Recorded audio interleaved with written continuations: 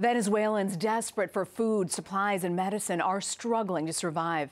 Manuel Bojorquez is in Caracas as the political and economic crisis escalates. Truckloads of humanitarian aid remain on the Colombian side of the border, as Venezuela's President Nicolas Maduro vowed once again yesterday not to let them in. It's a rotten gift, a trap, he said, accusing the U.S. of sending the aid only as a political ploy to unseat him. This is not a nation of beggars, he added. But for millions of Venezuelans, this is reality. You're sick of all the political debate, and nothing happens for you and your family.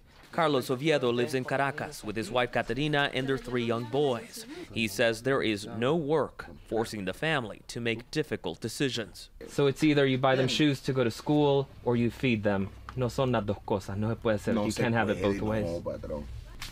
This family lives nearby. You've got a small amount of beans, some ketchup, a little bit of mayonnaise, oil, and some flour. And that's it for today. Y mañana and tomorrow? You don't know. Nada. No se sabe. No se sabe.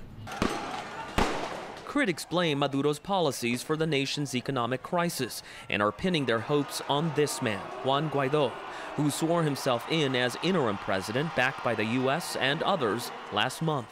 On Friday, he rallied students at the University of Central Caracas. And while he announced that aid distribution centers were beginning to open on the Colombian side of the border, it's unclear what else he can do to make sure it reaches those here who desperately need it.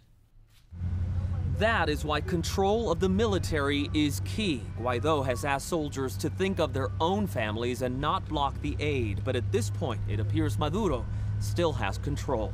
Rena? Manuel Bojorquez in Caracas.